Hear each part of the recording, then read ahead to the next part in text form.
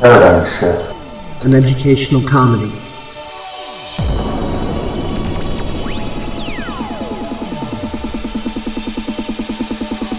It's not a cause, not a movement. It's not a social group you can slap a label onto.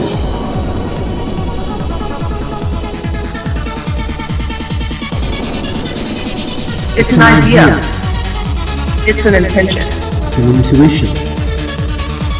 A mindset in which reality can be explored. Through genuine expression, Discernment. critical thinking, and imagination. To look inward upon ourselves. To better understand the external world around us. And yes, Few egos are bound to be bruised. With our silly, zany, politically incorrect, George Carlin built style of going about things. real and raw honesty. Which invites you to be to the fullest.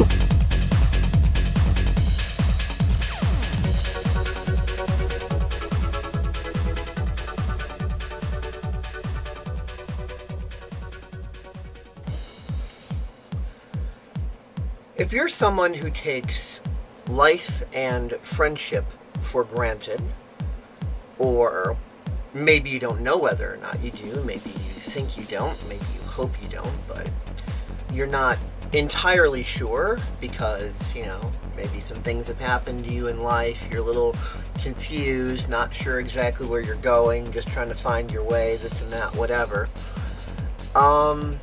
then there's a homeless guy that you're about to watch that is about to drop a serious truth bomb on you that hopefully will help you out. His words are very, very, very profound and should be taken very seriously. And even if you're someone who does not take friendship for granted and does not take life for granted, and you're one of the more awake and aware in that regard, you should still watch this and share this video with anybody you think might be taking friendship and life for granted. So without further delay, check this out. Yeah, and so well, you asked me if doing prison was the hard part, and I spent over 12 years in prison. In 18 years, I did 12 total. And it wasn't the hard part, wasn't going to prison, it was getting out and trying to be part of society again. Because at one time I was a contractor. I had 4 employees, 3-bedroom house, blah, blah, blah, blah, blah. And I had to lose it all to realize it was just stuff, but still. Then when you're done with your time, and I discharged my sentence in February 11th of 2011, I got my parole papers signed off. I became a citizen again. I can actually vote. I can actually go in and vote for the president. But I can't get a job here or here or here. I can't have any apartments because they won't accept felons. And I even went through an agency that took felons, and they'll give a pedophile an apartment before they will me because I had a drug charge. I wasn't even dealing drugs, I had possession.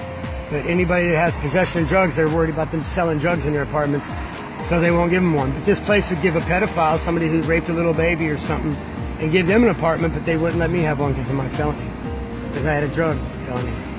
And just the hard part was just becoming part of society again. It's like they didn't want me. They didn't want me to be part of their society anymore. So I just decided, fuck it. I'm gonna sleep in a tent. I'm gonna do what I love for a living, which is playing music. And if I just make a little bit of money, I'd rather do what I love with a passion and make a little money than go back to contracting and try to make a lot of money and be part of a society that doesn't even want me anymore. Fuck them, Fuck society. That's what I feel. feel that. Why did I meet a lot of good people, but I believe there's a lot of good people out there, but for the most part, most people, all they care about is themselves. You could be standing there on the corner bleeding and people just drive by you. And they wouldn't want no part of it. They wouldn't want no part of the drama. So there'd be 1 in 10 that might stop and help. I walked up to a woman once to ask her what time it was. I was pushing a cart. Me and my wife were pushing our cart. We had all our stuff in a grocery cart. I was pushing. I needed to know what time it was, so I went up to ask this woman what time it was. She's like, "Oh, get away from me. I don't have any money. Leave me alone." I'm like, "I don't want it." She's like, "Just get away from me. Go." I'm like, and I'm thinking, what could have this woman been through that she's so terrified of a stranger that she... What if my wife was pregnant, her water just broke and I needed help? I mean, who knows? What if I was having chest pain and I needed her to call 911? she didn't care. Just get away from me. Go. I don't got no money. She thought all I wanted was her money. I just want to know what time it was. And it hurt, man. It's like, damn. People It does hurt. it's like, damn. It's humanity. So many people, what have they been through that makes them so terrified of relationships and people that they just don't want nothing to do with nobody? It's sad. It's I really wasn't sad. scared of you when I saw you. Well, you're one in a million, you know? I mean, you're actually sitting down and talking to me, you know? Most people don't give a damn. But it's all right.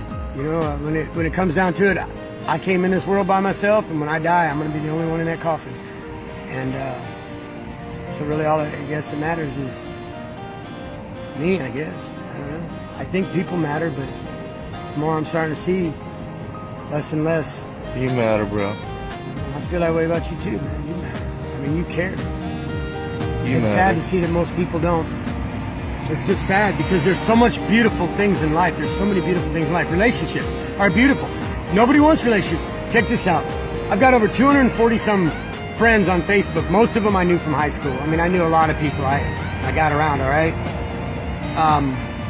240 some people I know on Facebook. Most of them I thought were good friends from high school. Christmas Day, I Facebooked them all, and I'm like, hey, it's Christmas. I haven't talked to some of y'all in over 20 years. Here's my number. Call me. Let's have a conversation. Nobody. And I posted that thing over and over Christmas Day. Nobody. And I'm talking people that asked me to be their friend. Oh, so-and-so wants you to be their friend. Well, I know this person from high school. Sure, I'll be their friend.